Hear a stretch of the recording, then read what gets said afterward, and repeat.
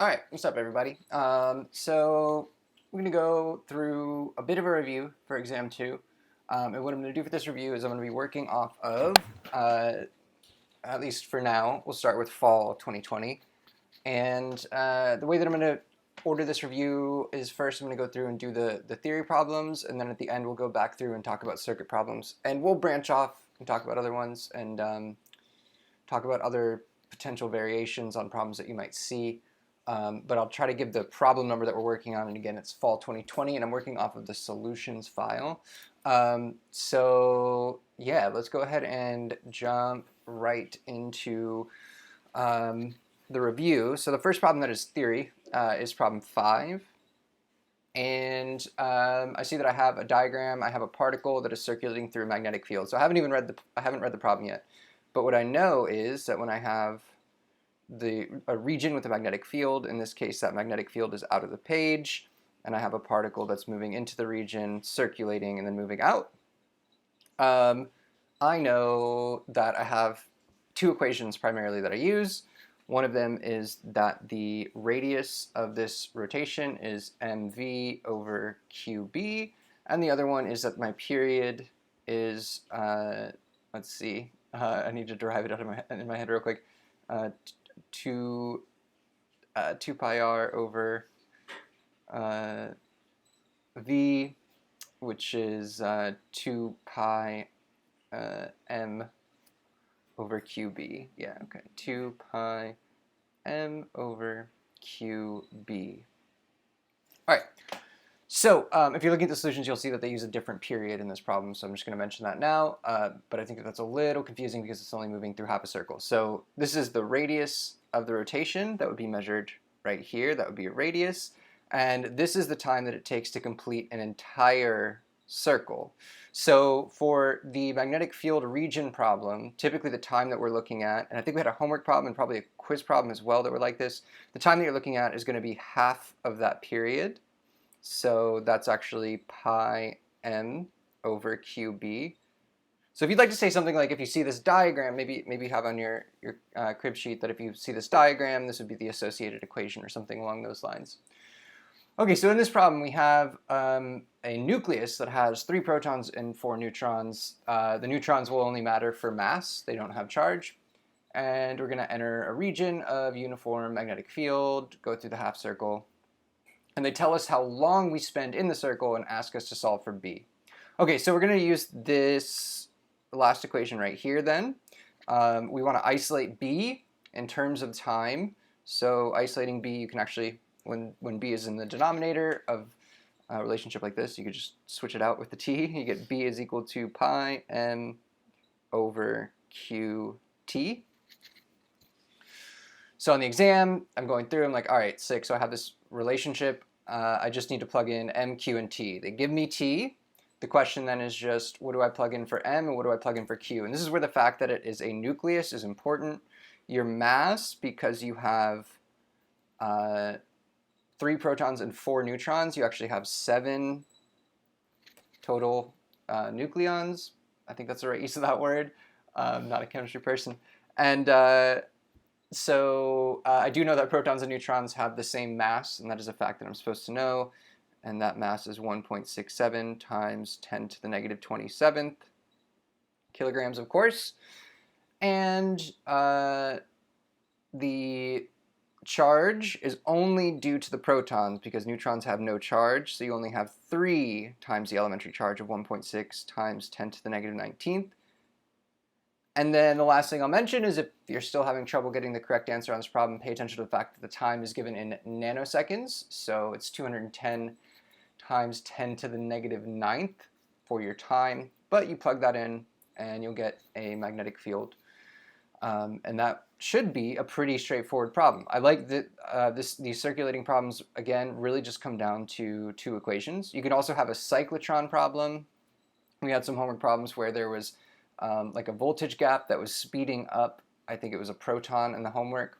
And so as the proton is going over that gap, it's going to be gaining some velocity. So just to mention, how would I gain velocity over a voltage? That's going to be because the change in the kinetic energy is going to be equal to Q times whatever that voltage gap is rated at.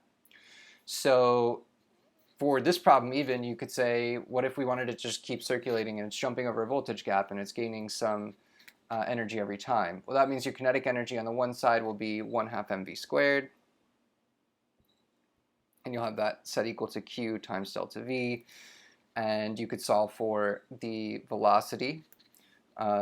This would be assuming that you have no initial velocity actually, so you'd have to have something like, to clean this up just a little bit, if you're going to start with some velocity every time, so you'd have, say, a 1/2 m times a v final squared minus v initial squared. I'm confident that you could pull this out. This is physics 1 stuff. But this relationship is a nice one. You could tie this into a voltage gap. If you ever see a voltage with a particle that is moving, this is how you can take that voltage gap and provide some velocity to the object that's moving through that potential difference. And yeah, I think that for circulating particles, that is more or less what you'll be responsible for. So the two types of problems we have where the particles are actually in motion is we have a circulating particle. So circulating particle is going to be this equation, this set of equations right here. And then if the particle is moving in a straight line, typically the way that we're going to do that is that we need a magnetic field and an electric field. One sec, try to pause. Okay, so sorry, as I was saying, yeah, we have the other one is where you're moving through a region in a straight line, and in that case you're going to have an electric field present. We will look at an example. Well, let's go ahead and do that one right now. How about that? Let's see, that's problem number 7. So problem number 7, what I see here is I see a diagram where I have a particle moving with some velocity. I see I have a region with magnetic field pointed at a right angle to that particle, which is good. So I'm thinking immediately off the top of my head, I'm like, all right, maybe this is going to be F is equal to Q times V cross B. And I know the derivative of that equation, which is for the magnitude of the force, is QVB sine phi, right? So I'm thinking about those two. And then as I'm reading through the problem, there's some stuff about an electromagnetic flow meter. I don't know what that is. Oh, okay, it measures blood flow rate, sure. There's some, is Na sodium? Sodium ions flow through the artery, fine. We have a diameter, sounds good.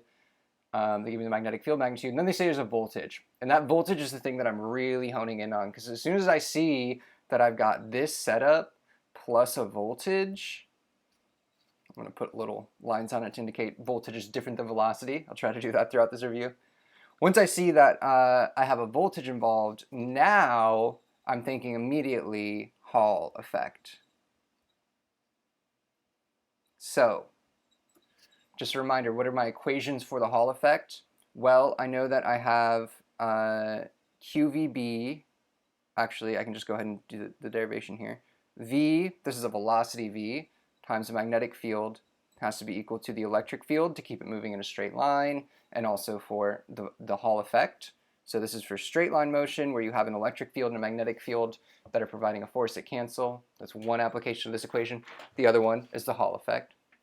And then the other thing that we can do with the Hall effect is we can replace our electric field with the voltage times the distance, and this is always a distance that is measured perpendicular to the direction that the velocity is flowing. So it's always measured in the direction of the magnetic field, say.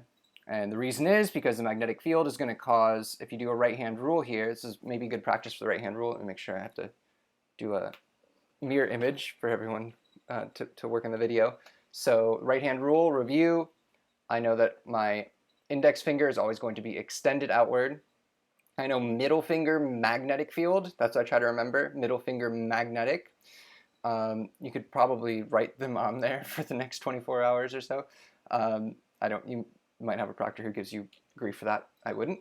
Okay, great. So we'll right-hand rule here. I point my index finger in the direction of the velocity or the current if I'm doing the right-hand rule with the current. And my middle finger is going to point in the magnetic field direction, and my force is pointing outward. So the particles will be pushed outward for the positively charged particles. Ultimately, then I just need to Oh, I reversed this relationship. That should be a division relationship, not a multiplication relationship, because it's v is equal to e times t. Okay, great.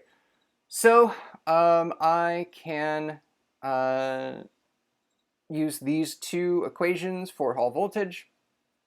Ultimately, we're asked to find the volumetric flow rate, which is a really strange thing to ask you to pull out on a Physics 2 exam, because you probably don't remember what a volumetric flow rate is from Physics 1. That was in like the fluids chapter. But what I do know is that I could maybe use the phrase there to reproduce what a volumetric flow rate is. Volume as a rate would just be, say, volume over time. I'm going to write vol because we now have 3 v's in this problem. So volume over time, okay, that sounds good. And you may or may not remember from Physics 1, but you could imagine that if you have, say, a tube and you have, you want to express this volume in terms of the dimensions, you can have a cross-sectional area along one face, and that area times the length would give you volume as well. So you could replace your volume with area times length over time on the bottom. Why is it good for us to do area times length? Because I have some information about a velocity, or I have a way to get some information about a velocity using these two equations, but I do not have anything for the volume, so I can replace a distance over a time here with a velocity. And this is the Physics 1 equation, is that the volumetric flow rate is equal to the area, the cross-sectional area, times the velocity. So that v again is velocity. Now, so that is from Physics 1. Would you think to pull that out on Physics 2 exam? Maybe, maybe not. But that's at least sort of the way that I would work through it in my head if I were to come across this and not remember that equation. Hopefully this does ring a bell. You're not likely to see this again unless it's basically this exact same problem, but I digress. Great, so let's see, do we have everything here that we need? We're going to need the area, which is, do we have a radius for a pi r squared? Oh, we have a diameter. We have a diameter given, so we can find this cross-sectional area as a pi r squared. Just make sure you cut your diameter in half. And then we just need to find the velocity. And so the velocity is going to be the actual Physics 2 stuff using these two equations. We want an expression for the velocity in terms of the voltage that is given, the magnetic field that is given, and of course the diameter as well. And so we actually use the diameter twice in this problem. The way that I would combine these two equations together to give me an expression for the velocity is I would divide the top equation by b on both sides, and then I would replace the e on the right side with voltage over distance. So putting all of that together, we have that our velocity is equal to, make sure I'm doing it all right here, voltage over magnetic field times the distance. Now, what is the distance? Remember, for the Hall voltage, the distance is always going to be the perpendicular distance, the distance that is perpendicular to the direction the velocity is flowing. Now, when we did our right-hand rule, we saw that the particles are actually going to be pushed out of the page. So this distance would actually be out of the page, but still it's perpendicular to the velocity. The reason that's important is because if we look down here on our diagram down here, that distance is going to be the diameter that's given in the problem. So all in all, we ultimately want to do this expression times this expression, plugging those both in right here. We need to keep in mind that our radius is half of the diameter, and then this distance here is going to be the full diameter. And if you plug all of that stuff in, then you get the solution out. Now, this is a problem that, in terms of my test taking, typically the way that I do a test is I don't typically do it in order. I actually usually will read through the entire test in the first 10 minutes or so. Every now and then there will be one that's just like a right-hand rule, and so you can like answer a question or two on your first pass through. The rest of them you want to get it into your brain and start thinking about it. So this is one that I probably wouldn't tackle until the second pass through. Maybe on the first pass though, I would write on my exam, because you're going to have a physical exam this time, right? I would maybe write on my exam, you know, I'd circle voltage and write like Hall voltage or something, so that I know this is going to be a Hall voltage problem. Once I see that they're looking for volumetric flow rate, now I'm thinking, okay, this is a problem that I'm going to save for later. especially if I don't know volumetric flow rate. If that happens to ring a bell, great. Then you can do area times velocity. But the volumetric flow rate thing, because that's a little bit of a curveball, that would be the point at which I would say, okay, I'm going to keep working through this exam. This is going to be one of the ones I'm going to do maybe on my third pass through and see if I can tackle it. So I already know it's Hall voltage, right? I have like half the problem. But as you see, it's actually the physics 2 is not the difficulty here. Anyway, to take a step back, what do we know here? We know that these two equations work for Hall effect or Hall voltage. I know that whenever I see a velocity with a magnetic field and a voltage, the only way that a particle moving through a magnetic field with a voltage is ever going to come into play is going to be something to do with the Hall effect and with those two equations. So at the very least, you can narrow down on your first pass through. Okay, so let's see if I have any other problems that have to do with, I think we do have a circulating problem, problem 12. Yeah, problem 12 is a conceptual problem, which is cool. This is probably one that I would try to tackle on my first pass through. And I see that I have magnetic field into the page, all in this region. And then they give me a particle that is going to start in the center and spiral outward like this. And there's no dimension given to this diagram, so that's a pretty good indication it's going to be conceptual. If you look at the answer choices, all the answer choices are conceptual answer choices as well. So I've got a uniform magnetic field into the page, a particle is moving in the plane of the page and executes a spiral path, and they want to know why it is moving through a spiral path. So first thing is, I mentioned sort of back in that first problem how I maybe didn't explicitly mention this, but I did talk about speeding up, right? So I talked about how you have to have, say, a voltage here that would give you an increase in the kinetic energy and that the particle speeds up. As the particle speeds up, looking at this equation, as the particle speeds up, since my velocity is on the top right here, as a particle speeds up, the radius that is associated is going to cause it to speed up as well. So if I'm spiraling out, I'm speeding up. If I were spiraling in, I would be slowing down, which is a potential setup as well. So whenever I see the radius of the rotation changing, we're speeding up. So immediately for problem number 7, I say, okay, because we're spiraling out, probably not going to write all that down, but I'll write that. Spiraling out means that we are speeding up. Cool. So I know it's definitely speeding up. The other thing I need to do is talk about the direction and the right-hand rule. For that, I would just grab a little piece of the loop and just say, okay, let's just grab this little piece, a part that we can do a right-hand rule on. I can tell that my particle is turning to the right here. In order to turn from the right, we know from physics 1, that means that you have to have a force that is directed in that direction that you're turning to the right. So to sort of pull this apart and make a little bit of a cleaner picture, at that one instant right there, I have a particle that is moving with a velocity upward. I have a force that is directed to the right, and then I have a magnetic field into the page. So I can perform a right-hand rule here and determine the sign of this magnetic field. If this arrangement matches the right-hand rule, then I know that I have a positive particle. If this arrangement does not match the right-hand rule, then my particle has to be negative. Those are your only options. So I do a right-hand rule. Probably what I'm going to do is just do my V and B and see where my thumb points. So to match it up, to make sure it matches up with the picture that you're watching at home, we have a velocity straight up. So my index points up. My middle finger points in the direction of the magnetic field into the page. And that's going to be like this, into your page. Okay, got it.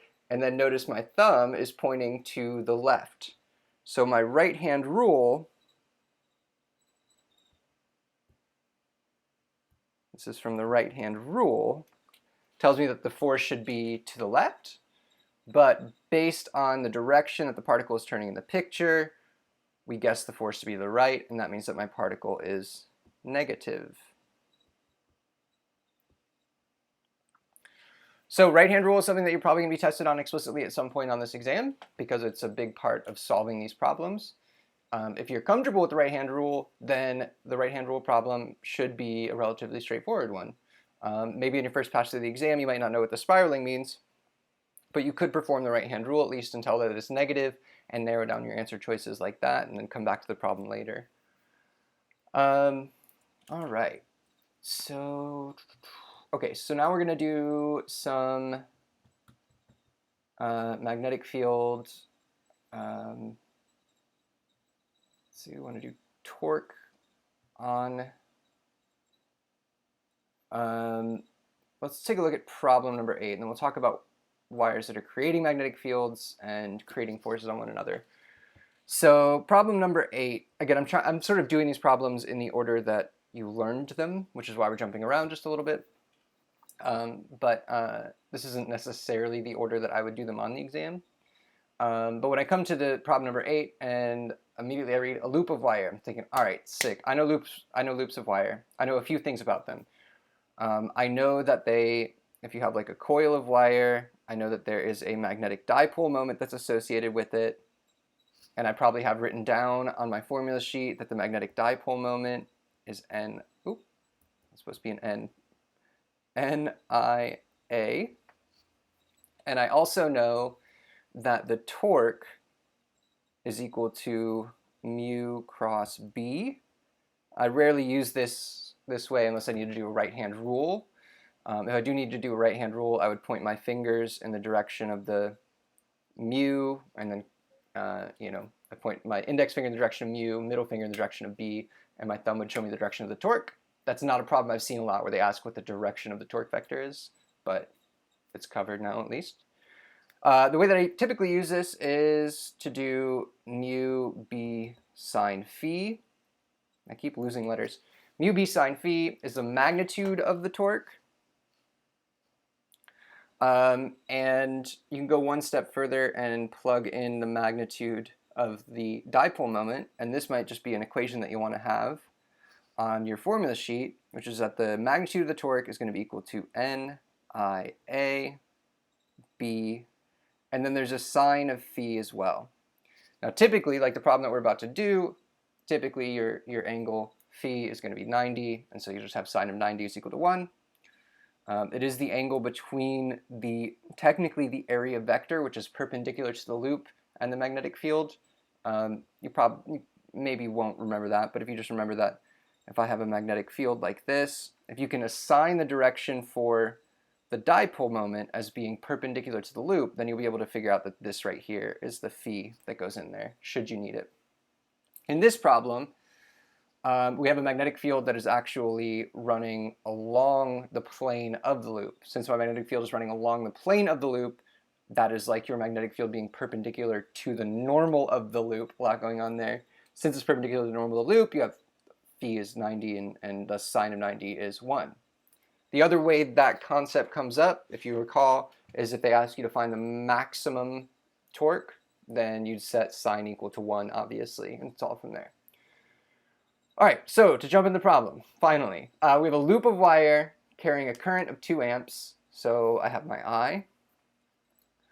It's in the shape of a right triangle. We're given 2 equal sides with a given side length. What would that be useful for? Well, because I'm going to need an area. And since it's a triangle, in this problem, my area is going to be 1/2 base times height. And since it's a right triangle, that would actually be 1/2 times L squared, because the base and the height are the same. I'll go ahead and write that. That wouldn't be every time, but for a right triangle, it will work.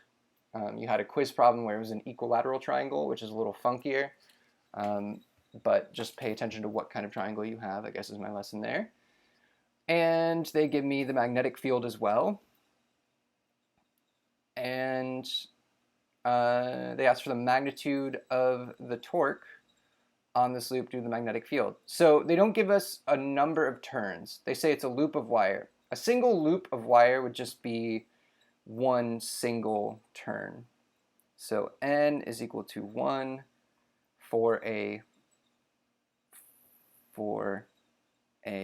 loop, because a loop is just one closed turn. And since they don't give me an N, that's a pretty good indication that I'm not going to have one there. So that's actually a nice, quick problem on your first pass through the exam, especially if you have this equation laid out for you. You can calculate the area, and that's actually the only primary or like preliminary calculation that you need to do is to calculate that area. As long as you can do that, you just plug in the values that are given and solve that problem. All right, so that is the behavior of things in external fields, which is one part of the theory. The other part of the theory is the things that create fields. So the things that create fields are typically going to be currents. All right, so let's talk a little bit about currents overall.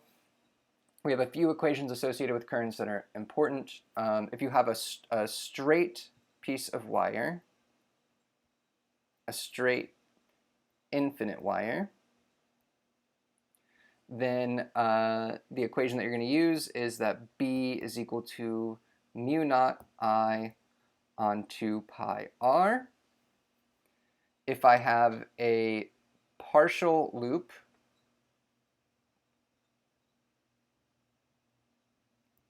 for a partial loop, so you could have like half a loop, say, you're going to use magnetic field is equal to mu naught I phi on 4 pi r.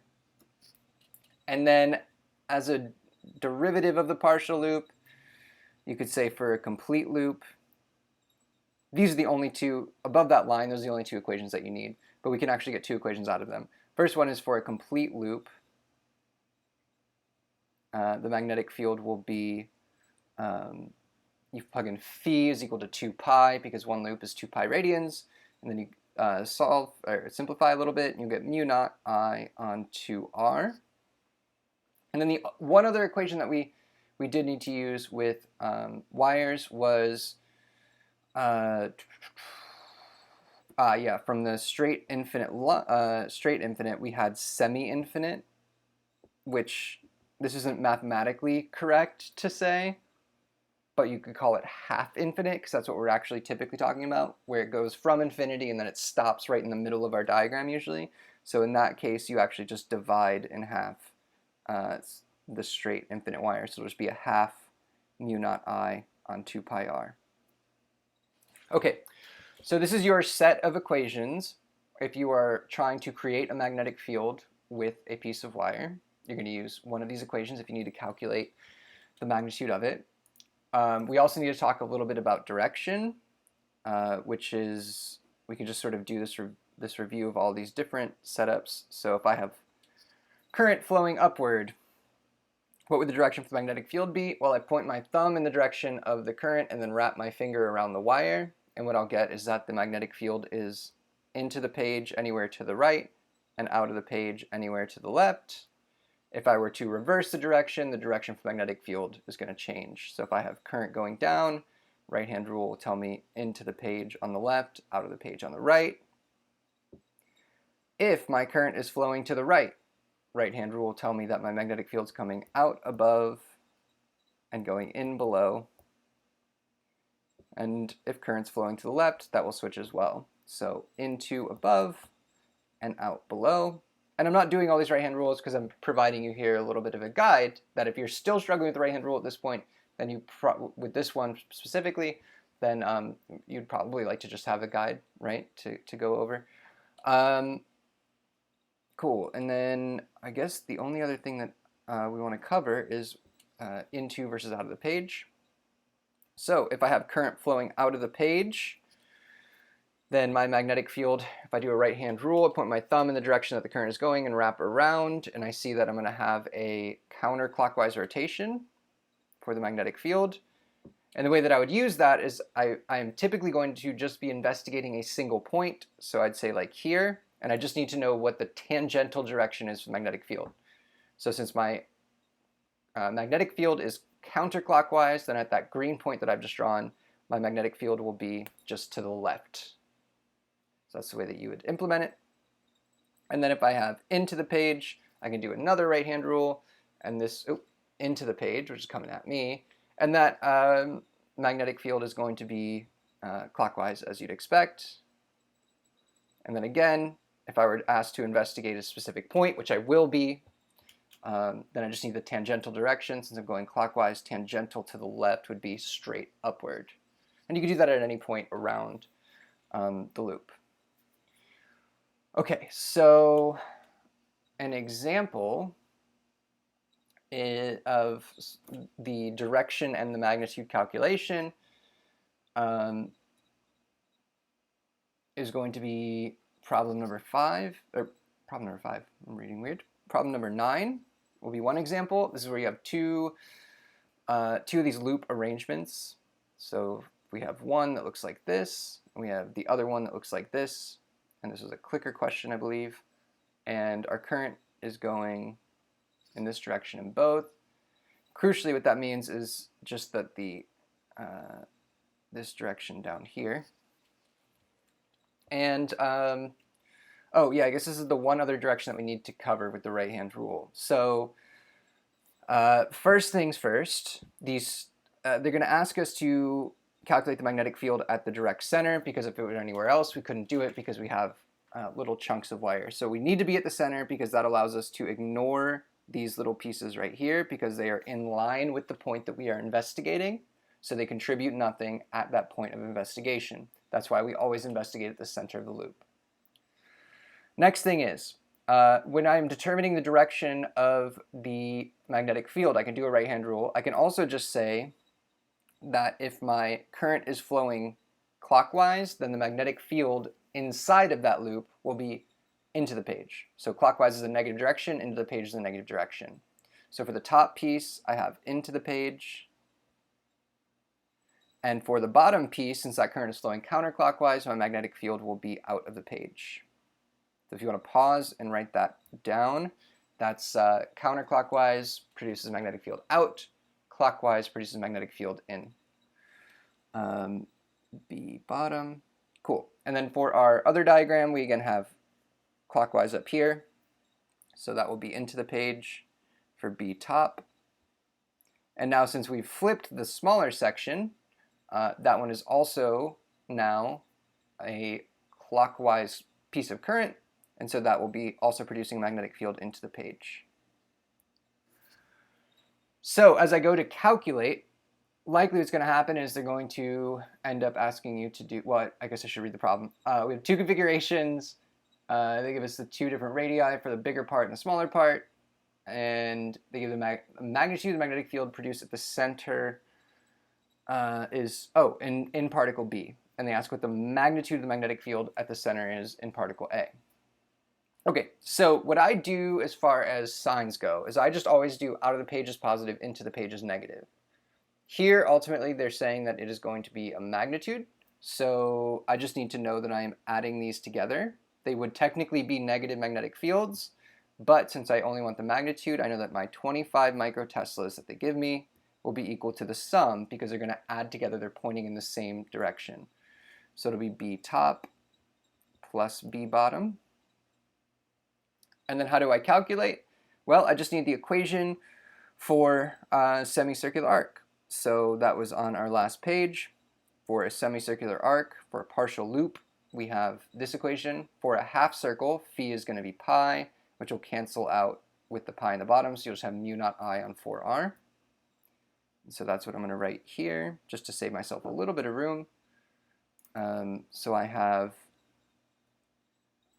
mu naught I on 4 the radius of the top plus mu naught I on 4 radiuses of the bottom. And this is equal to 25 microtesla. Okay, so the one thing that they didn't give me here is the current. And ultimately, I'm going to have the same current in both configuration A and configuration B. So the thing that I'm going to need to carry over here is the current. And at this point, you can actually factor the current out of the right-hand side. If you just pull that out and, sort of cancel that out or pull it out, factor it out, then you'll have mu naught on 4r plus mu naught on 4r. You can plug in your r's and solve and then divide 25 microteslas by whatever this big whole thing is. That's going to be, I think, the only way to do it, actually. So you'll do that and you'll find the current, and then you can carry your current over to configuration A. Now, in configuration A, what changes? Well, instead of adding them together like I did here, since they're pointing in opposite directions, I'm going to need to subtract them. And keep in mind that ultimately we want to find a magnitude. So if we get a negative number, don't panic. You know that you can take the absolute value of it to get the magnitude. As I mentioned, I'm going to stick to out of the page being positive, into the page negative. So I would do B bottom minus B top. And this will be equal to whatever our total magnetic field is. And then from here, the setup is going to be the same. So we have mu naught I on R bottom, for R bottom, minus mu naught I on 4R top.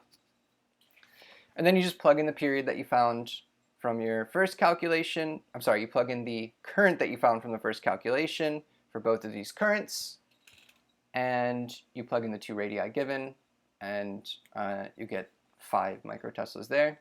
I know that it should be smaller, so I can at least narrow that down because I subtracted them instead of adding them together. I know that my magnitude should be smaller than the 25 microteslas, so I can keep that in mind as I'm calculating. Cool. Okay, so overall this is a slight variation on a problem that you've done. You've had to do the conceptual problem, and you probably also had to do it in preparing for the quiz. So this is a problem that you've seen, but they switched it around a little bit. Now they give you the magnetic field and they don't give you the current, and that makes you do 2 calculations instead of 1. But overall, I think that this is a very completable problem, and a good one to do on maybe the first or second pass through, maybe second pass through of the exam. All right, let's take a look at the next one where we have 2 straight lines. This is problem number 10.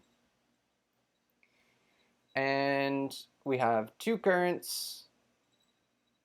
This one is I and this one is 5I, and they are separated by a distance of little d.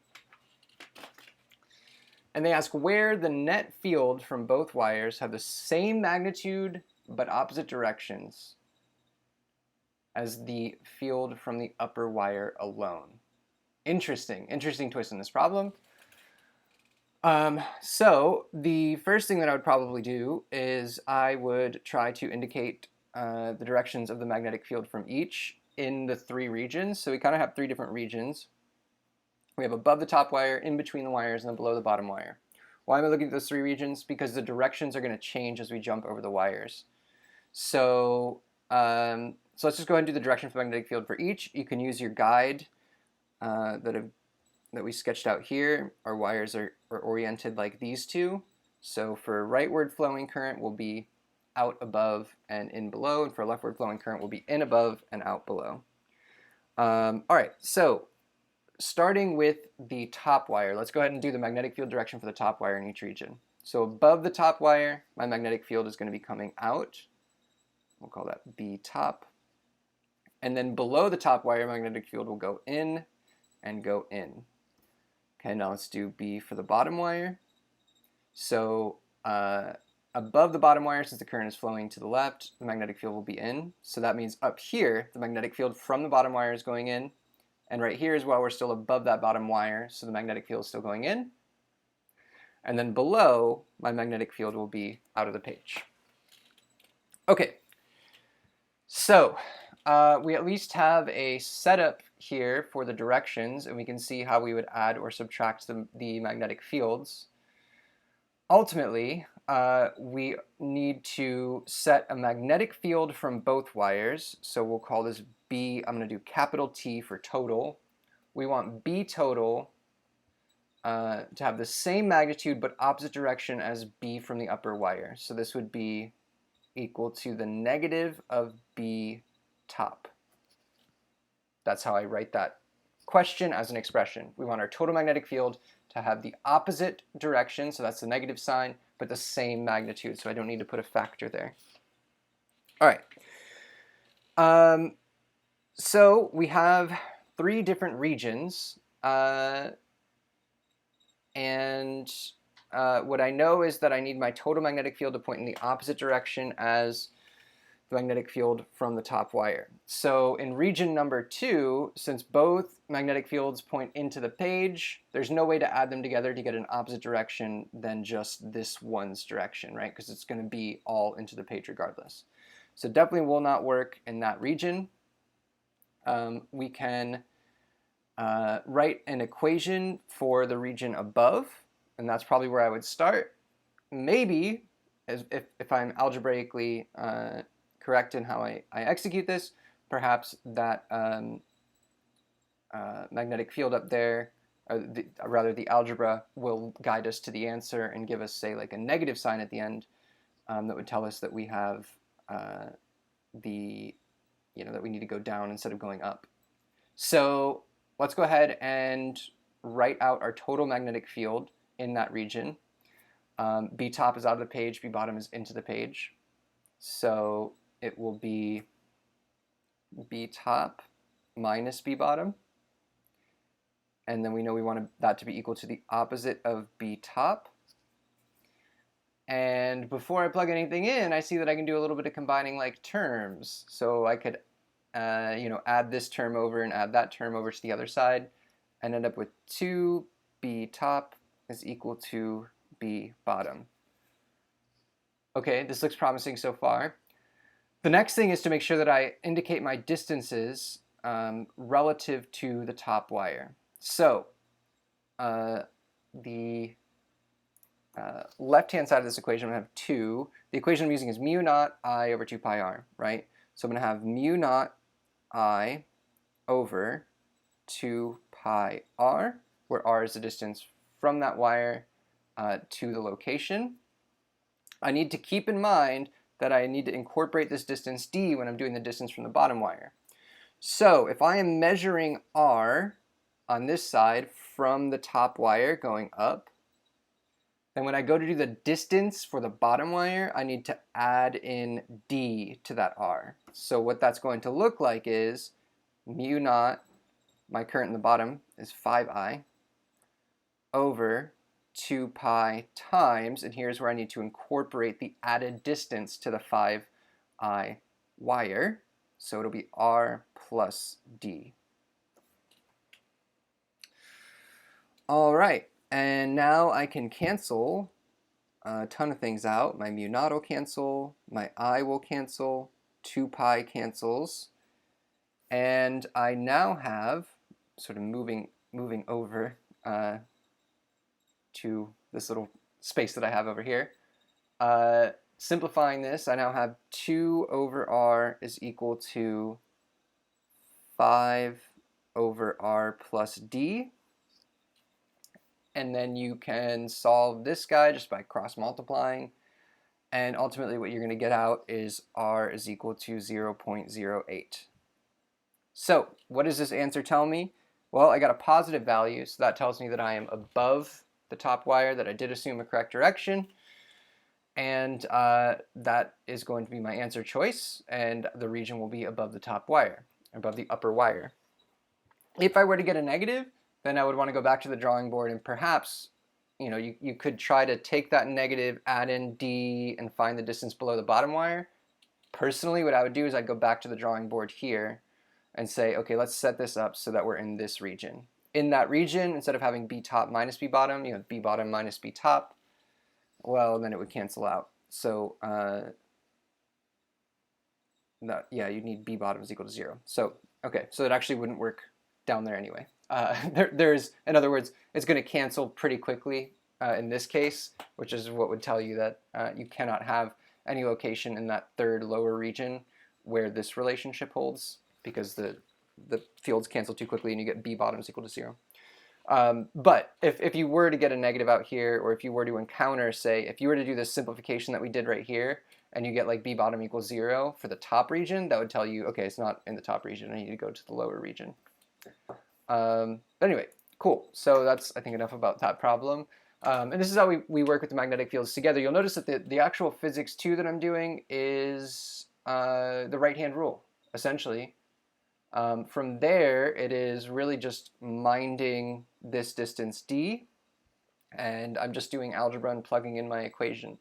So again, the difficulty with this problem, is not something to do with the actual physics 2 content, but you can see how they sort of throw us for a little bit of a loop by, instead of just asking us to calculate a magnetic field, instead they ask us to create this relationship and work with that relationship algebraically. So, okay. let's see, do I want to do, I do want to do force, and I have a few options for a force. I have 2 force problems, and I think we will have done, and then we can go do the circuit problems. All right, so force of one wire on another wire. What is our rule? We have a few equations. We can say that the magnitude of the force is equal to mu naught I1 I2 times the length over 2 pi r, 2 pi r. And oftentimes you'll see this actually written as force per unit length. So in that case, you just divide L from both sides, and you just have force per unit length is equal to mu naught I1 I2 over 2 pi r. Cool. And this is the force of one wire on a second wire. And the direction rule is when they point in the same direction, when their currents point in the same direction, then we will have an attraction. And when the currents point in opposite directions, then we will have a repulsion or a repel. So you can go ahead and put those down and just stick to those. You could do kind of a complicated right-hand rule. It involves taking the first wire, finding the direction of the magnetic field from the first wire at the location of the second wire, doing one right-hand rule.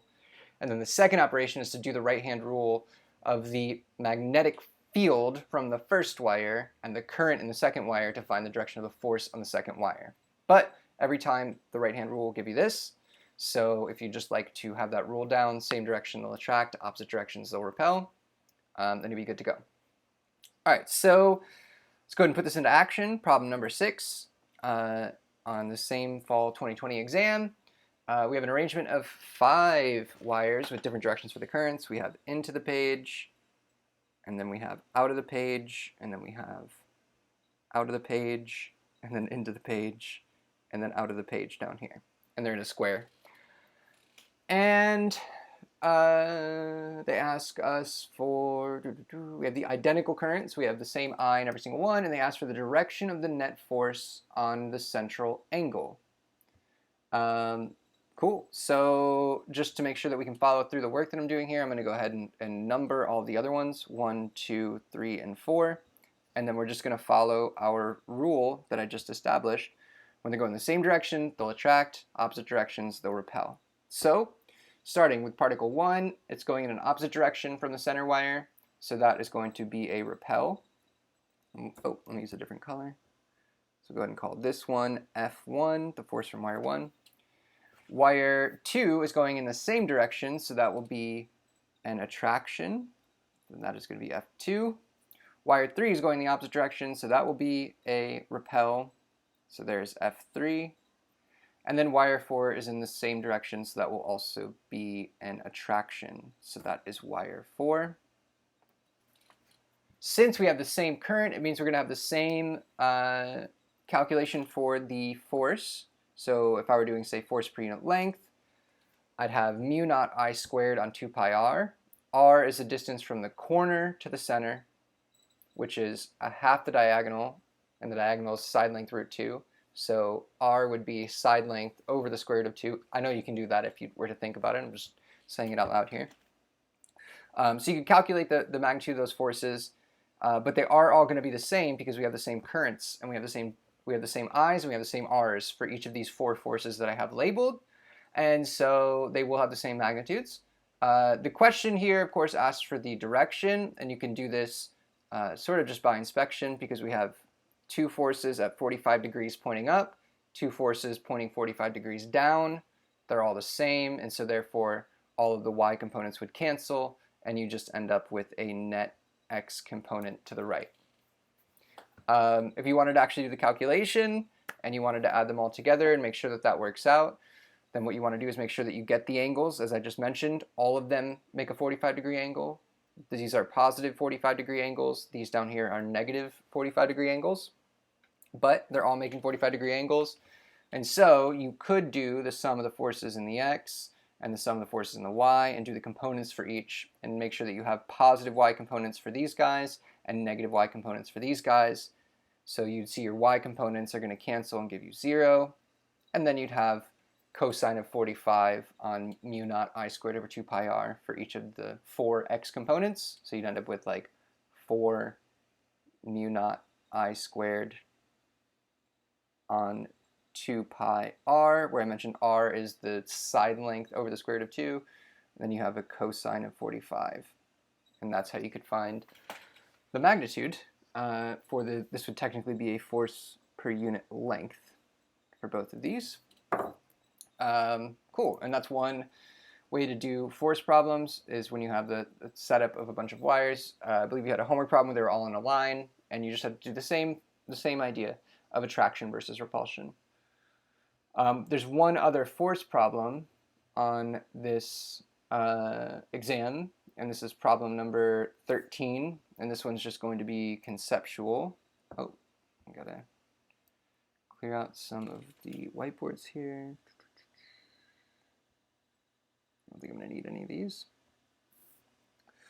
Okay, so problem number 13, we have a current floating upward, and then there's just a loop of wire just sitting here. They don't tell us anything about it. They tell us it's conductive, so that means that current is allowed to flow through it. And they tell us that this current right here is decreasing. What does that mean? Well, whenever I see that a current is decreasing or increasing, and I have another loop, I'm starting to think about Faraday's law and Lenz's law and that stuff. So my current is up, which means that with the right-hand rule, that means that the magnetic field to the right is going to be into the page, which happens to be where our loop is, right? So there's your magnetic field, and I'll go ahead and call that B sub I, which is to say the magnetic field due to the current. Now, since I am turning this current down, since this current is decreasing in magnitude, that means that the associated magnetic field over here is also decreasing in magnitude. If that magnetic field is getting weaker, then the loop will have its own induced magnetic field to make up for the loss. The loop does not want the magnetic field to go away, so it induces its own magnetic field, and that's your B induced. And then with the B induced, I can do a right-hand rule, point my thumb into the direction of B induced, and curl my fingers around, and I see that I have a clockwise current that is induced. So you could call that even I induced if you'd like. That maybe isn't a perfect verbiage, but we'll go ahead and use that just to associate it with magnetic field induced. All right, so there's the Lenz's law. And we could also do a Faraday's law with this. Just as a reminder, this isn't part of this problem, but just as a reminder, you can do Faraday's law where you have the induced EMF if you wanted to plug a resistor in there. And I'm going to try to remember after I'm done doing the problem to talk a little bit more about how that would go. So great. So the problem itself doesn't just ask for the direction of the current, it asks for the direction of the force on the loop. All right, so that magnetic field that is due to the current I is still present, and we have current flowing, so we can still have an attraction or repulsion, right? So using the same rules that we just used for the infinite lines, we can also find the directions for the force on each of these pieces. Now for the top and bottom piece, because the currents are running perpendicular to one another, it may not be immediately obvious what the direction for the force is, but if you do a little bit of a right-hand rule with the B and the I, you can find that those forces point outward. Now those aren't important to us for the loop of wire. For every time with the loop of wire, the sides that are perpendicular to the current, I know this sounds very specific, but it actually isn't, but these sides that are perpendicular to the current are always going to be equal and opposite, so these are going to cancel. The only ones that don't cancel are the sides that run parallel to the current, and we know that this one is running in the same direction, so we know that that's going to be a repulsion.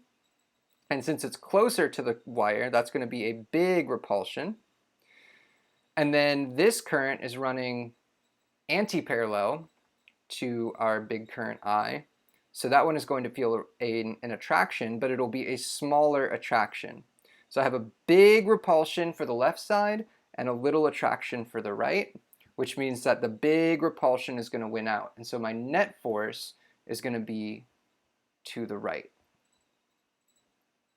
Okay, so that's quite a bit there. We've done Lenz's law to find the direction of the current. We have to do that. And then you also do have to do a little bit of right-hand rule or use your directions for the relative directions of the currents in order to find the overall direction. And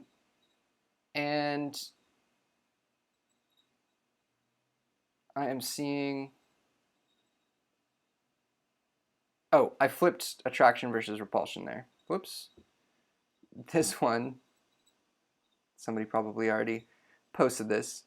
Oh no. If our currents are flowing in the same direction, we have an attraction. So this is a big attraction, and this one is a little repulsion. Okay, so flip the directions there. And of course, all these forces should point out or in relative to the rectangular loop. So I should have caught that right away. But this does give us a net direction of to the left. Okay. Great. What else was I doing there? Yeah, the two things we have to do, the Lenz's law, and we also have to do Faraday's law. So let's talk a little bit more about Faraday's law, because instead of asking for the direction of the force, they could have just said, there's a resistor, what is the current flowing? So a reminder that Faraday's law tells you that the induced EMF is equal to B times, okay, let me take a step back here, d dt of B times A. And I'm going to put magnitudes here. And the other side of Faraday's law is that this is equal to I times R. So I can always find the induced EMF. I can always do one extra calculation if they give me a resistance in order to find a current. Just keep that in mind for Faraday's law. I like to write this equation all in one every time so that I don't lose track of the idea that I could find a current instead of finding the EMF. And then the trick on the right-hand side is to see which one of these two things is changing. So in this problem, the area of this loop is static. It does not change. So your area is going to stay the same. And they would have to give you dimensions in order to calculate it. It's the magnetic field that is changing. And they would need to tell you, the extent to which that magnetic field changes or give you some rate of change for the current, which would transfer over to the magnetic field. They typically do a rate of change of the magnetic field. So all of this is tied up in the idea of inductance, and we have another inductance problem that actually has us calculate using Faraday's law, and that's going to be problem number 14. And in problem number 14, we have a 500 turn coil with a given radius on a rotating frame that rotates at 3.18 turns per second. We have a magnetic field, and they want to know what the maximum EMF of the coil is. So this is just like the quiz problems that we went over last week. And what I know is, yeah, I want to find the induced EMF. I know that's going to come down to ddt BA.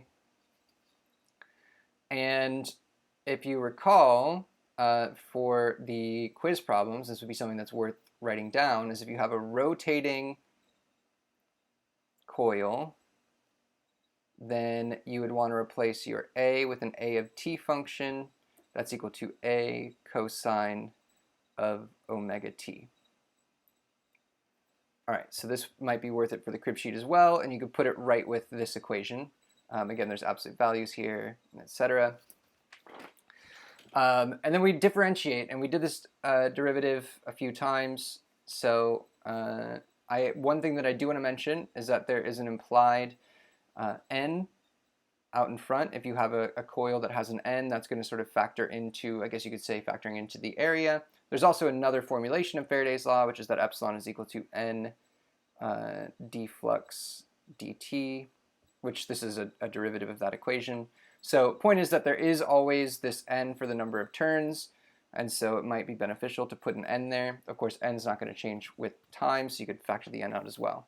Anyway, all that is to say that I need to ask myself the question, what is the thing that is varying with time? Well, it's not N. It's not going to be B in this case. It's our A, right? So we have to take a derivative of that. And so we have a ddt of A of t, And if you perform that, you get negative A omega sine omega t. And so if I'm trying to find the maximum magnitude of the EMF, that EMF is going to be equal to NB times d dt of A. So that'll be A omega sine of omega t. And this is actually the EMF as a function of time. If I want to find the maximum of this guy, epsilon max is just going to be whatever's out in front of the sine function. So that'll be NB, NBA omega. So you could also put this on your crib sheet if you'd like, and say for a rotating coil, this is always going to be the induced EMF. That will come in handy. And the last thing to keep in mind is when finding omega. So they give us our rotation rate in turns per second. Turns per second is not the same as omega. Omega is in radians per second. So if I have, say, here's 3.18, we'll just put 3 turns per second. I need to multiply by radians. That's a little messy there. And multiply by radians per turn to do my unit conversion, so that turns cancel. And I have 2 pi radians in every 1 turn. So that would be 6 pi radians per second. And once I'm in radians per second, I know radians per second is a value, is a valid unit to plug in for omega. Okay, so I am taking a look here. I'm going to take just a quick second before going through all of the different circuit problems that you come across. So I'm going to go ahead and pause here. If you'd like to pause as well, this would be a good time to take a second. We're at an hour long into this video. So go ahead and take a quick second.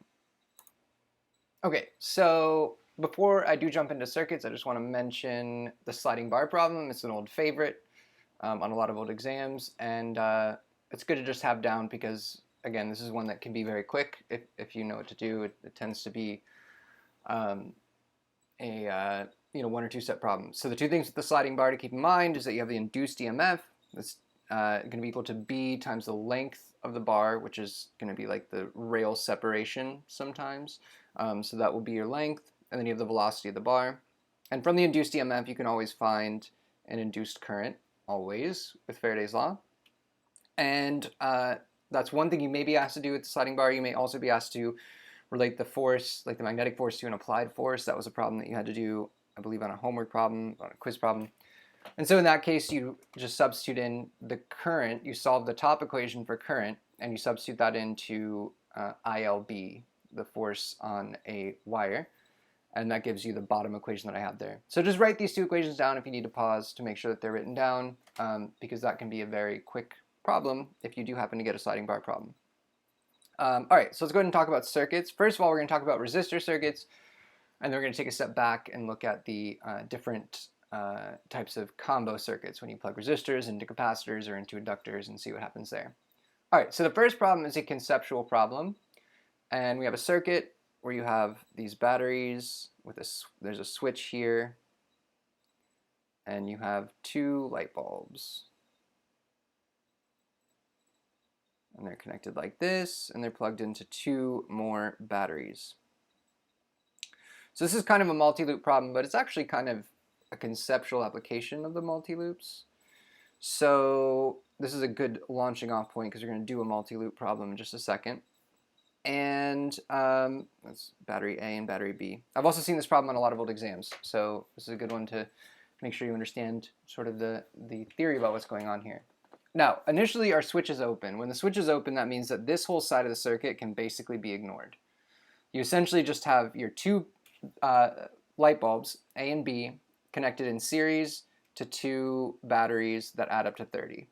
Since they're identical light bulbs, we can treat them like identical resistors, and that means that if these 2 batteries give 30 volts, you'll have 15 and 15, and they'll be at the same brightness initially. Okay, it's like having 2 batteries in the back of a calculator or something like that, if you still have AA batteries in those. Cool. Now, what happens is we throw this switch, and we throw this switch, we create another loop right here. And this loop is forcing 18 volts to be eaten up by light bulb B. So now I know that 18 is going over light bulb B. Now we still have to have 30 total through this side, but since 18 are going to B, that means that now only 12 are left to go to A. Now it's not necessarily due to whatever these batteries are. This could have just been one 30-volt battery, right? The fact that these are 12 and 18 is just happenstance. It's just because these two match up. But you can really treat them like they're just one 30-volt battery. But the important thing is that this loop forces 18 volts over B. And we still need 30 total on this side. So if there's 18 here, that leaves only 12 for A. So B has more voltage, it gets brighter. A has less voltage, so it gets darker. Now, or dimmer, I'd say. The idea here of the loop rule, though, is an important one, where we added voltage for the batteries and subtracted out the voltage that is used by the resistors, which are in this case light bulbs. And that's what we're going to do for problem number 2. So I'm going to do maybe a setup here, but I do want to talk, I want to make sure that I point out that you should absolutely know how to do these multi-loop problems, because it is a procedure that you follow every time, and if you follow the procedure appropriately, then you should be able to do this problem. It's going to take about 8 minutes every time. You know how long it's going to take, but if you follow your procedure, you know that you'll get to a correct answer. So I think this is a good problem to tackle early on to make sure that you know how to do these. If you're still struggling with them, there are a ton of problems in the textbook at the end of the chapter. I believe it's chapter 26 or 27 where you have multi-loop problems. Anyway, make sure you do them until you're good to go, because this should be an easy point on an exam. Okay, so let's go ahead and copy down our circuit. And you're all kind of looking at it already.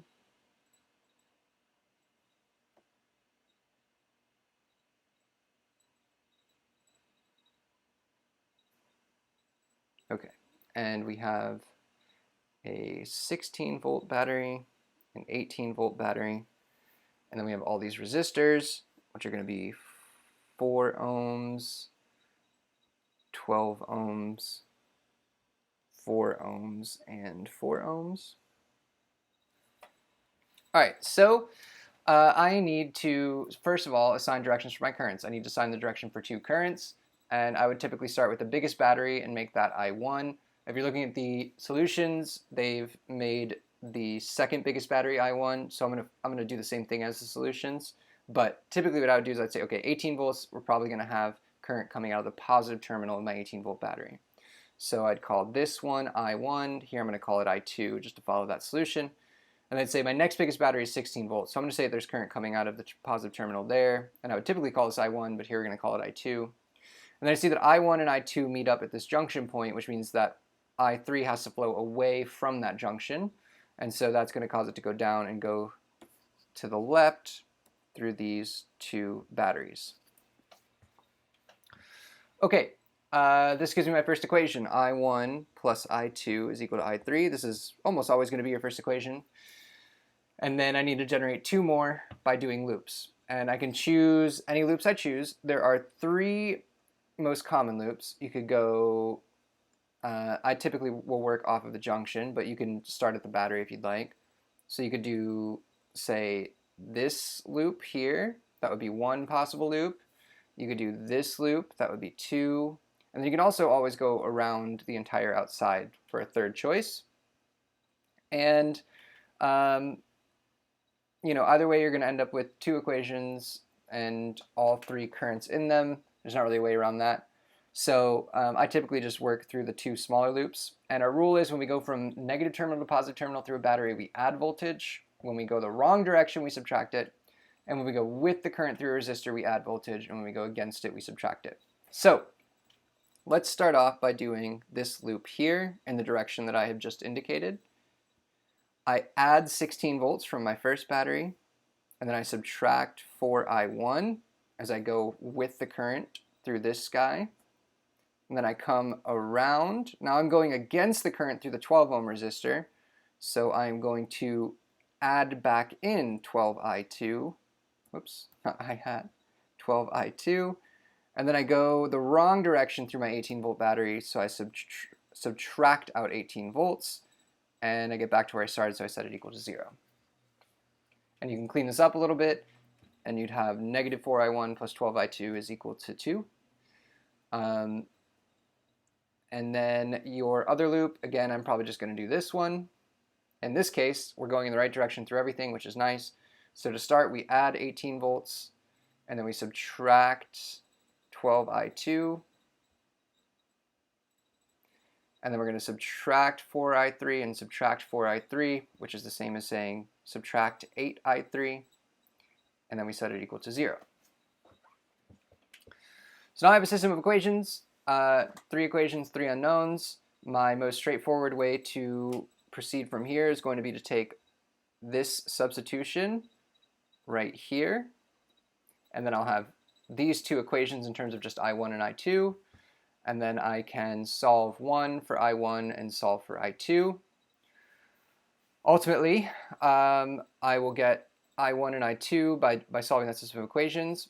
The problem itself is asking me about something a little different, though, than you may be used to, which is the problem is asking me for the voltage between this point here that they call A and this point down here that they call B. And so the potential difference there is going to be I just need to travel a path from A to B. I'm always going to take the path with the least things involved. So I just need to go this way, and I just do the loop rule from A to B. Now it's not going to be equal to 0, but the voltage, I'm going to use a different color, it'll show up a little bit better. The voltage from A to B is just equal to the loop rule sum that I did here, but just only from A to B. So what are we doing? Well, we're just going with the current I3 through 4 ohms, and then we're at B. That's the only thing we do. So we just need to subtract 4I3. And I've solved for I3 already by doing my system of equations. So I just plug in I3, and that will give me the voltage. So let's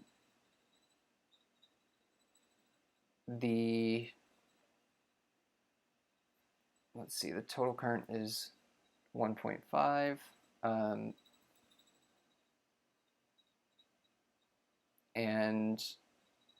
Ultimately, the voltage difference between A and B, since we lose, so okay, I need to make sure that we cover this. You end up getting -6 volts here, and that is the voltage that is lost in moving from A to B. If they want the voltage difference, or the potential difference between A and B, well, this is telling us right here that point B is 6 volts less than point A. It's at a lower height, in other words, right? So it's at a lower voltage, which means that the difference between A and B is a difference of 6 volts. A is at a higher value. To put this a different way, delta V is equal to VA minus VB. And without knowing anything else, all I know is that VB is 6 volts less than A. And so this is going to give me a positive 6 volts. Okay, make sure you can do those multi-loop problems so that you can get those get that point if you do come across a multi-loop problem on an exam.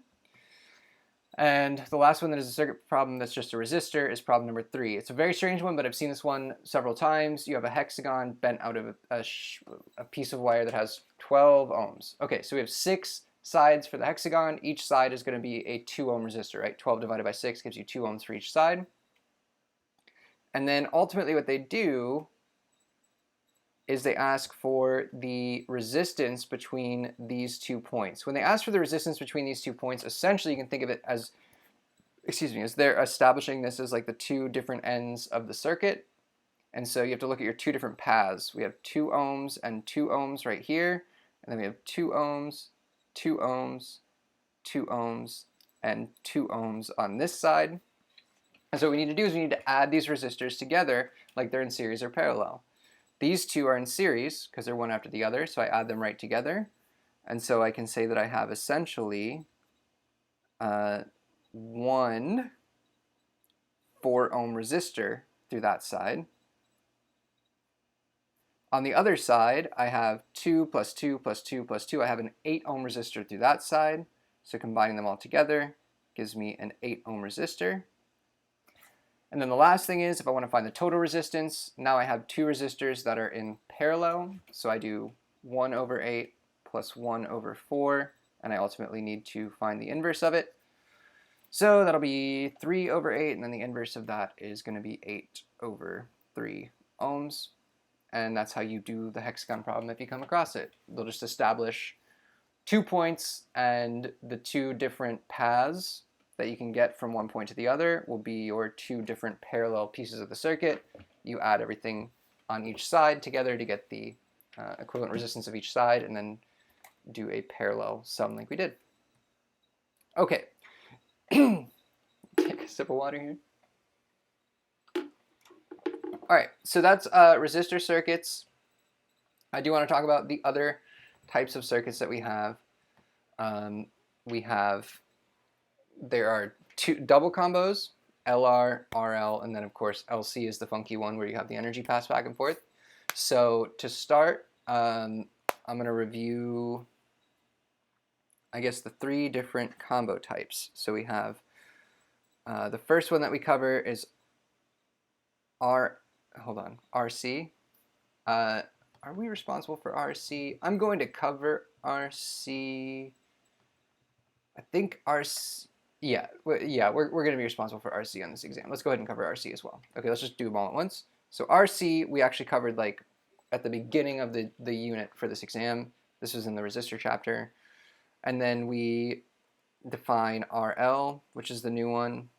And then we also have LC, which works a little bit differently. Okay, so, and here we're talking about when they're connected in series. I want to talk about at time t equals 0, right, when they're connected. And then I want to talk about as the time goes to infinity. And then finally we'll talk about in between. But to start off, we have the two limits. So the way that I identify if I'm in a limit problem when I'm dealing with these types of circuits is if they tell me right after you close the switch or after a very long time. They also will not give you an explicit time. If they tell you like t is equal to 6 seconds or something, or like 4 nanoseconds, that's an indication that you're going to need to use one of the equations with the exponential to e to the negative t over tau. You're going to need to use one of those equations if you're given a specific time. Often though, you're just going to be given a problem that's going to ask you to consider the extremes, either right when the switch is closed or some long time later. Okay, so for an RC circuit, what happens when I first close the switch? The capacitor is the thing that limits here. And in both RC and RL, the resistor, all it does is when current moves through it, it just removes energy from the circuit. That's all a resistor does. It's the capacitor and the inductor that actually affect the way that the charge or the current builds. So a capacitor initially is going to have no charge on it, and it's going to take time for the charge to build up. So at your initial time, you have the voltage over the capacitor, that's going to be 0, and the voltage over the resistor will be equal to whatever the voltage of the battery is, or the EMF.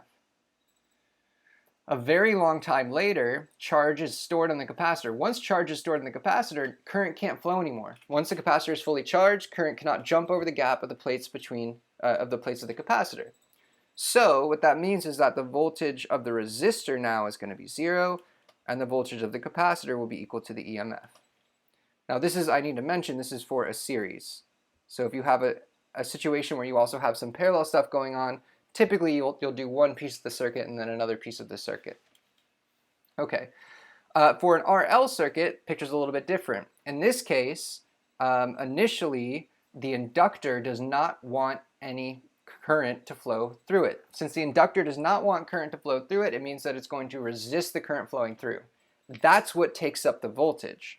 So the voltage of the inductor initially is equal to the EMF of the battery. Now the resistor, since the inductor is resisting, or I shouldn't say resisting, since the inductor is not permitting any current to flow initially, there's no current flowing through the resistor, and so the resistor cannot use any voltage initially. After a very long time, the inductor gets used to the current flowing through it, and so now the voltage of the inductor goes to 0. It's just like a regular piece of wire. It's not resisting anything. It's not fighting any change, so it's not using up voltage. It only uses up voltage when it fights change. And the voltage through the resistor now is going to be equal to the EMF of the battery, because now current is flowing through the resistor. Okay, so these are our two extremes, and we can talk a little bit about LC circuits. There typically will not be an extreme with the LC circuit. The LC circuit, instead, the energy is going to be passed back and forth between the energy of the inductor and the energy of the capacitor. And it's actually cyclical, it goes back and forth. And the energy of the inductor is 1/2 Li squared, and the energy of the capacitor is 1/2. There are a few different ones, but we'll do, which one do I want to do? 1/2 Q squared over C, the capacitance. And from this, you can also solve for an omega. This is the frequency of the oscillations, because we're going back and forth, and that's 1 over the square root of L times C. And it's the LC circuit that eventually becomes an RLC circuit by plugging a resistor into it. We're not there yet, but I'm just going to mention that. We do have more to say about the LC circuit, but we can also do some problems with LC on its own.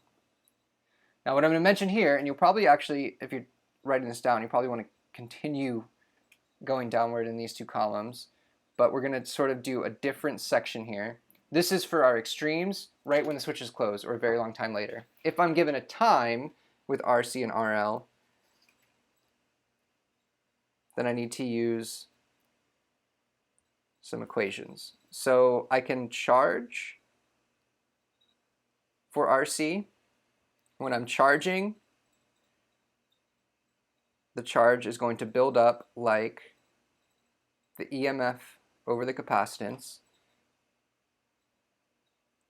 Nope, hold up, Q is V times C. No, we'll just do Q max, or Q naught, times E to the minus T over RC. And we could also discharge. So the discharge would be where you do not have a battery. In this case, you have a charged up capacitor that is being discharged through the resistor.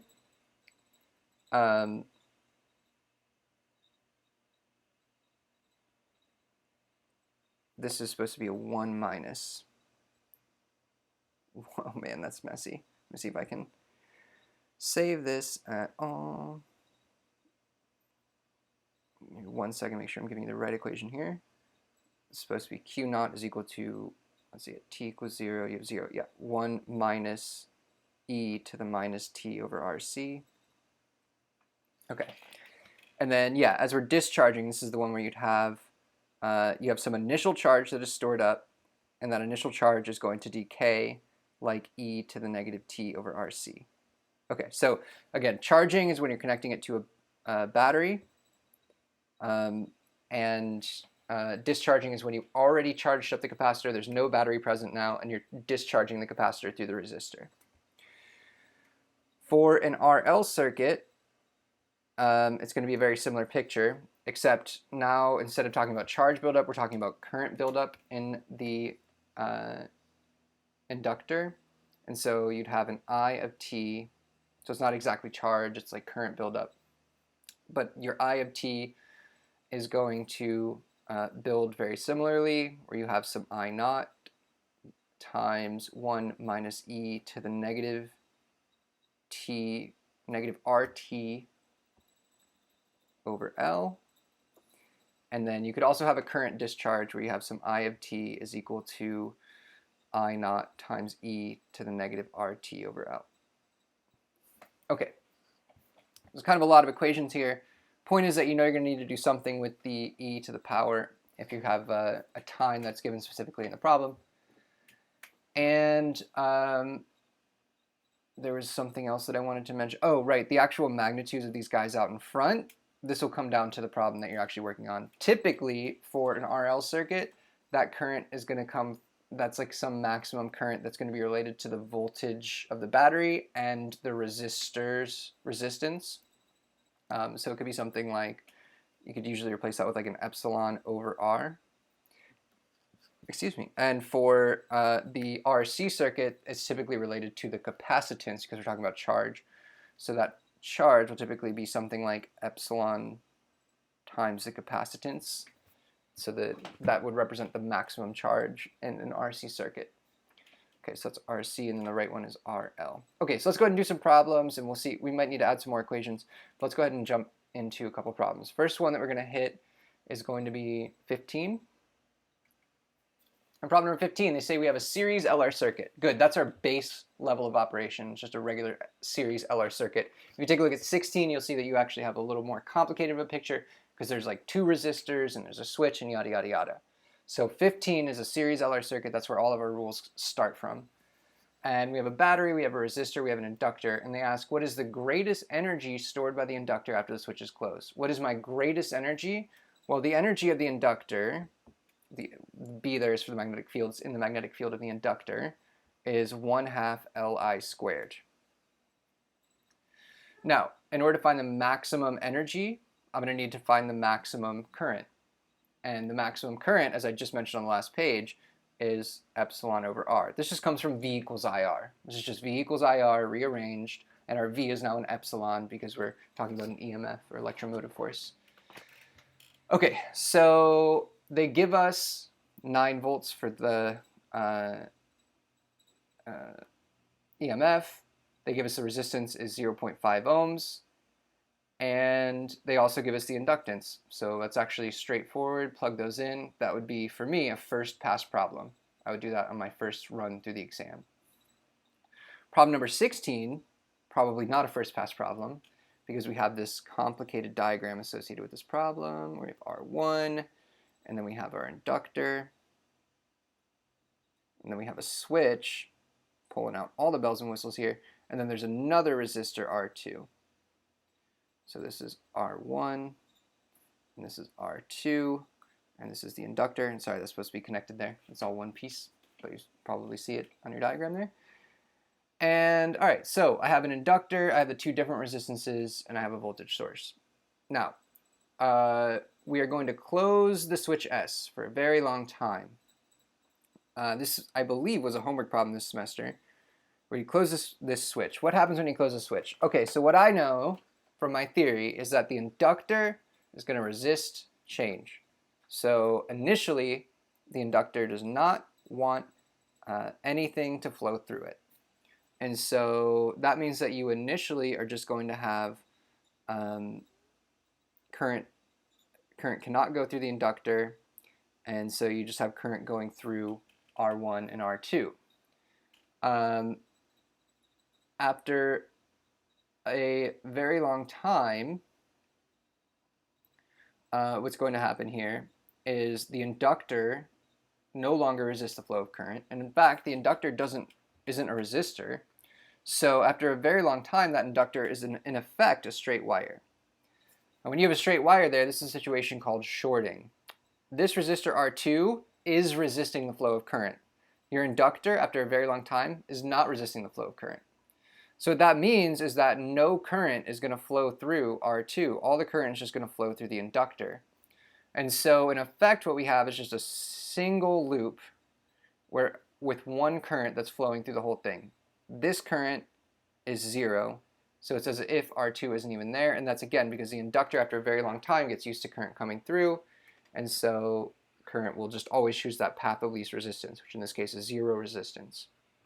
So I can find that current. That current will be equal to the EMF of the battery over R1. Why? Because in this loop, we only have this resistor R1. So I can find that current. Now that current is flowing through the inductor, and that will be, you could look at it as like a maximum if you'd like. And then I assume that what we're going to do is we're then going to open the switch. And now they're going to ask, what is the voltage across R2 immediately after the switch is open? So I know I don't need to do the e to the negative t stuff just yet, because I'm still right after I open the switch. But I just need to think about what changes when the switch opens. Well, first of all, when that switch opens back up, all of this stuff, oh, no, I didn't want to erase it. I just wanted to scribble it out. All of this stuff is effectively removed from the circuit. Now the only loop that we have is this loop through here. And I know that this guy had a current flowing through it that was equal to this. So since that inductor is not going to want the current to change, it's going to continue to pump out that current. That's your induced current from Faraday's law. And so the current that was flowing through the inductor before the switch was open is now going to go right through R2. So if I want to know the voltage over R2 right after the switch is open, it'll just be equal to I max times whatever R2 is. That's supposed to be an I. I got a little wonky there. Okay, so it's I max times R2. And cool, and that's it. So again, didn't need to do any e to the negative t stuff. Why? Because I was not given a time. If I were given a time, then I would need to know, am I charging up or am I discharging? So we actually do have two sort of cases where when we close the switch initially, that would be, it's not charging because it's current, but that's the build-up case. So right after I close the switch, I could use this equation at any time to find the current in the inductor.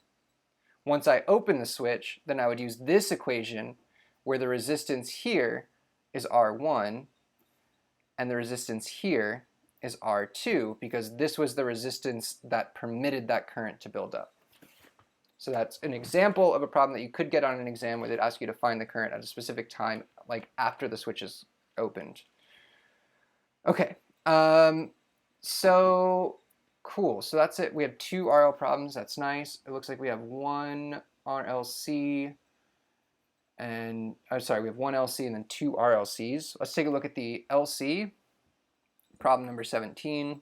And the nice thing about these problems is they're pretty easily diagnosable. As you're doing your first read through the exam, it's pretty easy to say, okay, this is going to be an LC circuit versus an RL circuit or an RC circuit or something like that.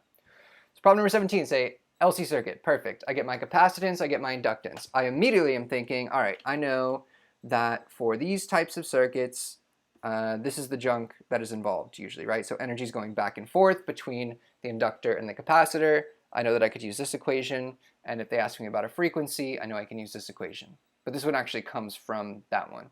Okay. So they give me my capacitance and my inductance. They tell me an initial charge and a current, and they ask what the maximum charge in the capacitor is. Interesting. So what I've done here in these equations, and I probably should have mentioned, is that we have two maximum values here. This is essentially a conservation of energy. So this is a maximum current that we relate to a maximum charge. Since it's a conservation of energy, at any individual time, we could have some energy in the inductor and some in the capacitor. And that is essentially what's going on in this particular problem. You have a specific instant in time where you have some charge and some current. So there's going to be energy on each. And what we want to do is we want to relate this to the maximum on the capacitor. So to put that into an equation, that would look something like this. The energy on the inductor at some time plus the energy on the capacitor at that same time is equal to the energy on the capacitor maximum. You could also set it equal to the energy on the inductor maximum and solve for the maximum current. And then from here, you just go ahead and plug in the relationships. So we have 1/2 Li squared plus 1/2 Q squared on C. They've given you Li and Q and C. And then we set this equal to our maximum energy on the capacitor. So that's 1/2 Q max squared on C. And then you just plug stuff in and solve for Q max. So what is the lesson here? The maximum capacitor energy is equal to the maximum inductor energy, but you can also have a combo. If you are not at a maximum in either one, then you'll have some energy in each. And this is a very common exam problem. If you don't let it scare you, it can actually be a pretty quick calculation as long as you are aware of the fact that it's just like conservation of energy. Think of it as like a ball that's like rolling down a hill, right? You have some potential plus some kinetic, and you set it equal to the kinetic final at the bottom of the hill to find the maximum speed at the bottom of the hill. That's essentially what we're doing here, except we have two different types of potential energy.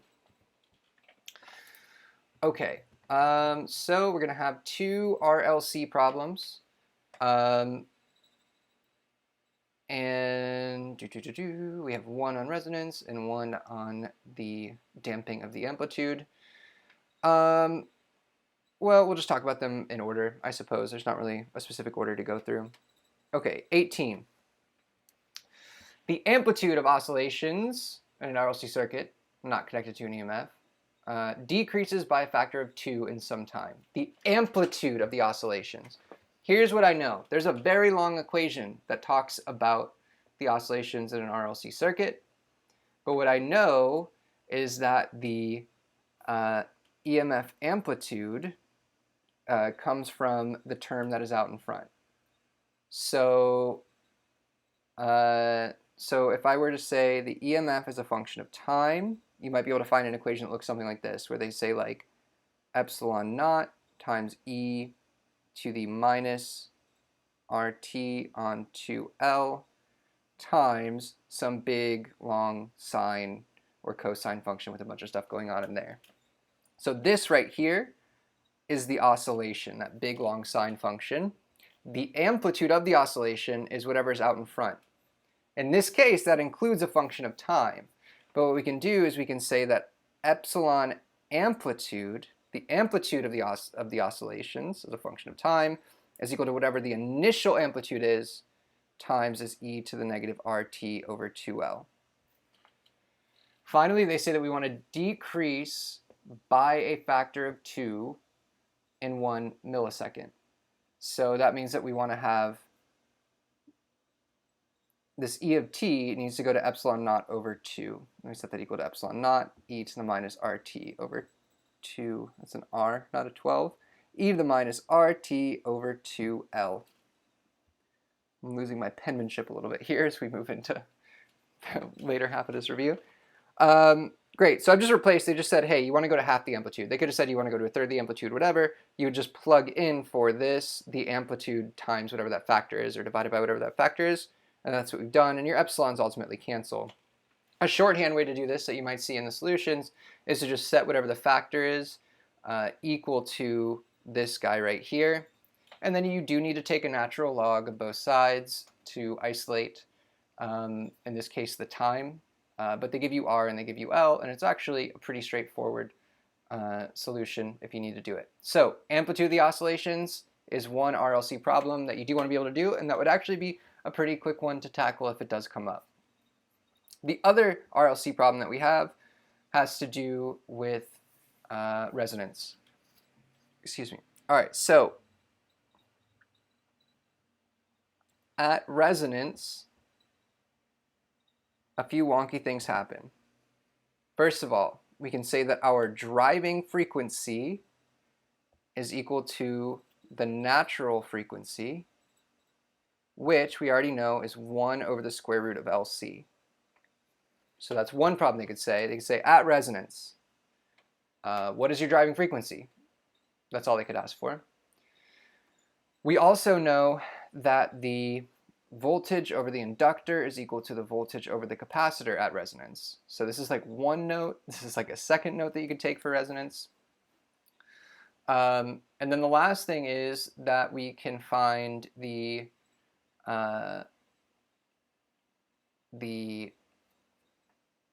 voltage over the resistor is equal to the EMF.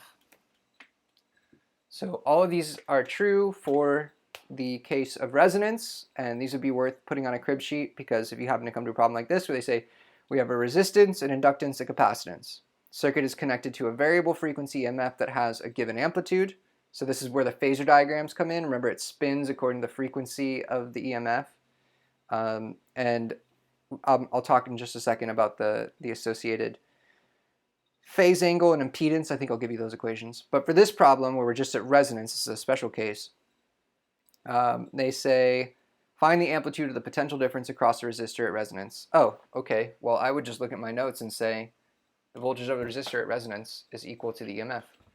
My EMF is 12 volts, so is my voltage over my resistance. Okay, so as I mentioned, there are other things that you could do. These notes will go separate. I'm going to section off my page, but I wouldn't necessarily structure this on the notes that you're taking. This is just how my screen is cutting up right now. But the other equations are, yeah, the phase angle. So tangent of the phase angle is going to be equal to the opposite, which is VL minus VC over VR, which you could also write as omega L minus 1 over omega C over R. To tie this into the notes that we just took, at resonance, your phase angle is 0. So VL and VC are equal. That was part 2. So of course you have a 0 on top, and so your angle is 0. The other thing that you may be asked to calculate is the impedance. I don't know why I'm questioning that word. The impedance is the geometric sum of the reactances, and that's Z. That'll be equal to the square root of R squared plus omega L minus 1 over omega C squared. And this is just a way of talking about everything in the circuit in terms of something like a resistance, and we just call it impedance. Just make sure you have those equations in case you need to use them. It might be a straightforward calculation. It could be a wild problem, in which case, guess what? It's probably not worth your time until you get to the very end. If it's a really off-the-wall RLC problem that you can't do right away, probably going to get a little wonky a little quickly. Problem 20 kind of gives me those vibes, but let's go ahead and take a look at it. I probably shouldn't have closed all of those sheets, but let's go ahead and take a look at problem number 20, and then I'll go ahead and post this. We have an inductor. It's connected to a power outlet in the US, and they give you a voltage, and they give you a hertz, which is a frequency, which we now know ties into the 1 over omega stuff. And I also did some homework problems that had just an inductor plugged into an AC source. So a power outlet is an AC source, and I remember from the homework that we did that I think I had a voltage over the inductor was equal to the current times omega L. And there's a second problem where the voltage over the capacitor was equal to the current over omega C. In this problem, we're just going to use the first equation, but you could put this under a heading of, AC source, AC power source. Okay, so they tell us that when I plug in the US with the given inductance and frequency, I get some current. And then I plug it in the UK with a different voltage and a different frequency, and I get a UK current, and they just ask me to find the ratio. Okay, this is actually not a horrible problem. So ultimately I want the ratio of the two currents. Well, let's solve this equation for current. What I get is current is equal to V over omega L. And this will be the same for each of them. If I want to do the ratio of the US to the UK, that should be UK. Then I have just V over omega L for each. I'm going to do S and K for US and UK. I'm getting maybe a little lazy on that. But anyway, yeah, so if I want the ratio ultimately, I just need to divide both sides of this equation. And my inductance will actually cancel. So I'll just have the voltage in the US times the frequency in the UK over the voltage in the UK times the frequency in the US. I'm sure you could do that simplification if you needed to. But the point is that it's actually just using this equation. They could ask you the exact same thing with the capacitor, and you do the other equation, and you would have a different answer for the capacitor. But anyway, yeah, if you go ahead and plug in everything. Now I will mention that your frequency is given in hertz. Keep in mind that we need a frequency in radians per second, so you do need to multiply the hertz by 2 pi. However, in this case, they cancel out of top and bottom. But yeah, if you plug in everything that's given there, then you'll get the answer of 0.42. So that's actually not a terrible AC problem. And I do think that these are the two equations that you want to know for an individual AC source. Of course, problem number 19 technically had an alternating current or an AC source. They called it a variable frequency. Excuse me. Oh, actually, I get a variable frequency is actually even a different thing entirely. So anyway, point is, yeah, for AC sources, keep in mind that a power outlet is an AC source. They could actually explicitly say it's an AC source, but also if you have a voltage source that has a frequency, that is an AC source. So when I see that, I know that that's the case as well. But anyway, yeah, so, okay, so just like overall wrapping up here, I just want to point out and just mention that there's a lot in this exam. This is typically the hardest exam of the semester. This obviously does not define your worth as a person. And I just want to mention that, you know, you're not. I wouldn't go into this exam expecting to get 20 out of 20 or to do 20 out of 20. But if I can get, you know, 10 that I feel real good about, and then 5 that I have a pretty good shot at, and I get some answer for the other 5, you know, then you're in pretty good shape. So yeah, just keep studying through those. Make sure that you're going through the problems that, especially those problems that show up a lot, like a multi-loop circuit problem. Make sure that you have your different right-hand rules down, and those common problems like a sliding bar and stuff like that. And yeah, I guess I'll go ahead and leave it here. And best of luck, everybody. We'll see you on the other side.